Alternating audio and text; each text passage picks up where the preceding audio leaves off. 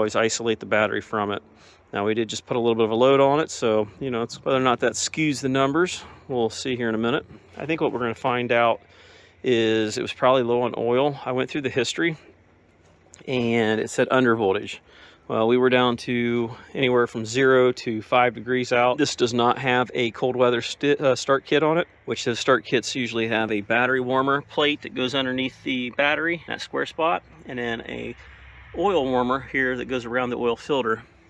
And that helps keep the oil nice and warm, at least in the oil filter section. So once it starts to crank, it pulls that hot oil into the engine, which then will mix around and then get it cranking over a little easier, because wintertime obviously it has a hard time starting. By being warm like that, it keeps the battery from going dead real quick, because you know how things go dead in the winter. When the battery's cold, it just goes right down. We went through the history like I was saying. If you go into history, go into alarm log, you got 1,010,000 inspect batteries and air filters and all that crap, because nobody's been doing the service. But you can see on the 17th it had an under voltage at 2 o'clock area, and that makes me think, and since it's at 25 seconds, makes me think that that was probably when it was exercising. Like I said, I changed the exercise time and date, so I don't know what it is now, but that was the only real thing I've seen in there that was of an actual failure. Otherwise, it seems to be doing pretty good. Go into run log, and it looks like it's been running pretty decent. Manual, which I just did, exercise, auto, utility loss. See, that was on the 3rd. It started and ran then. Lost it 13:29 and stopped 13:29. So only ran for what, 8 seconds, 10 seconds. So that was kind of somebody either testing it or something. A lot of exercises and stuff like that. There was a utility loss there on the 21st of last year, January. Looks like it's been doing fairly decent. We've already went through the edit menu. This is one of the older controllers, which was pretty easy to navigate, didn't need no special codes, any of that stuff, which made it kind of nice. Now this radio signal thing here, there used to be a button to push, I think, on this one to lock in. I tried telling it to change channel, that didn't work. It was nice, one of the nicer ones, because you can test with it, but I really don't know. These have been so problematic. So we're gonna see if we can get that reset there. Like I said, there used to be a push button on the back side of this black transmitter. The newer ones have it built in there. But you can see this one has a little box right there. You know, it's been about 7 years or better since I've done a crap load of these. So you tend to forget. So if you're not going to do these every day, don't waste your money or time trying to do warranty and all that stuff. It's a waste, especially with the way they got their school now being done every year. And you're going to spend, I think, $800 to go to their class, which they're going to do online, and you're going to have a hell of a time learning it if you've never done them before. I highly don't recommend it. There's too many people in the Generac market now that installing them, nobody wants to service them. So I'm going to use some silicone because I don't have any tune-up kits with me. Went ahead and just silicone that shut so that the dirt doesn't come through the hole there and bypass the filter. It'll be good enough till summertime when we can do the maintenance on it, because the oil looks like it's fairly clean. We went ahead and got the negative terminal taken off there. This thing looks like 540 at 0 degrees cold cranking. So this is a cheap one, but it works. Go to standard battery, accurate test, cold cranking, 540, hit enter, testing. Suggested replace. Ooh, not good, huh? Not good, even though we got the voltage there. Your internal resistance is getting a lot higher. Your cold cranking tested in at 356. So if the battery is weak, it's not going to spin over as quickly, and it's less likely to fire off. I told you that battery was looking a little shady now. You know, under the load, this is where things get deceiving. Shows that, you know, it's cranking over. The voltage didn't drop too horribly bad. It's not doing so great. Let's go ahead and see if we can get that verifier working. I did not see any buttons. Let's look at this again.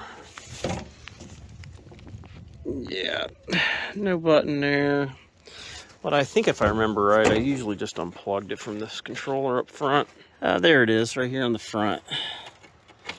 This one right here. That's your plug for your verifier.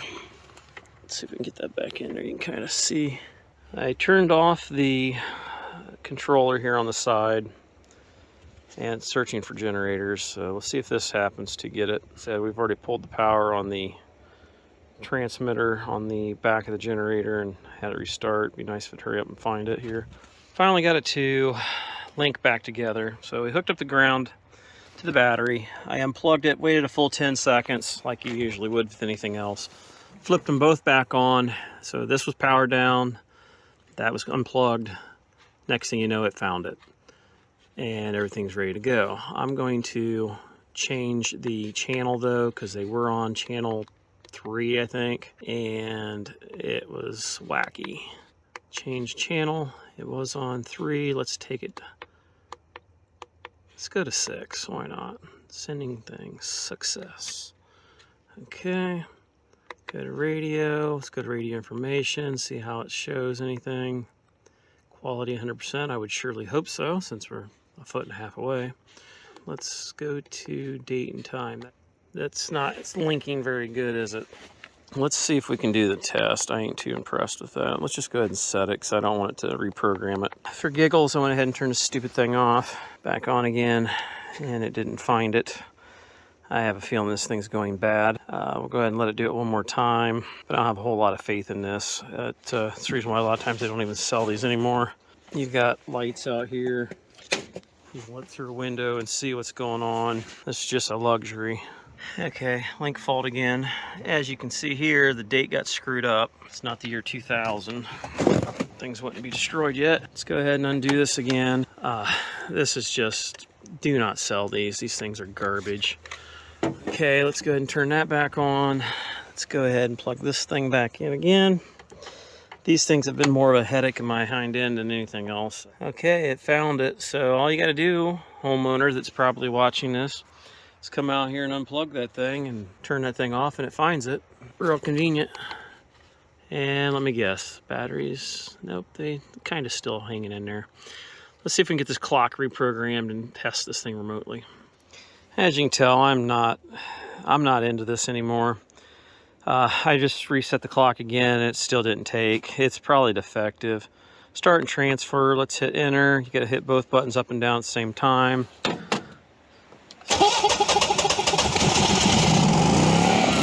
it started there. Clock's just clicked. Transferred over, which is good. Now let's see if we can go into status. Currently running. That's not real glamorous. Test, it's not showing squat. About all you can do as far as checking out what's going on with it. Go to the graph. RPM.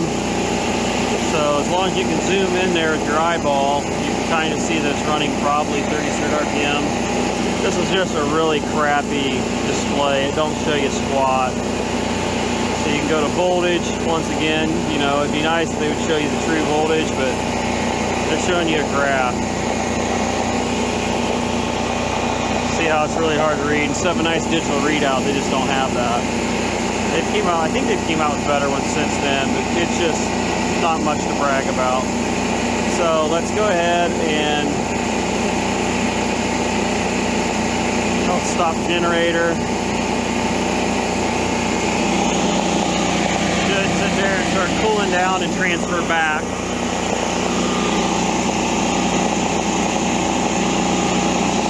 Shuts down like it should. If that's the case, then everything's running like it should. The only thing I see is we need to replace that battery, which I don't have one with me. You see the gas line wasn't done correctly. You're not supposed to have curvatures like that in it. 1/2-inch gas line. Alright, so it goes over to LP regulator. It's on its own regulator, so it can handle that. It's going to be close. Probably should have been 3/4. Cooling down.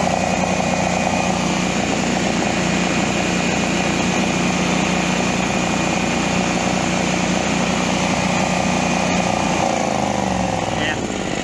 So we missed it. it ran like it's supposed to. That's a good thing. Now, these batteries are still going.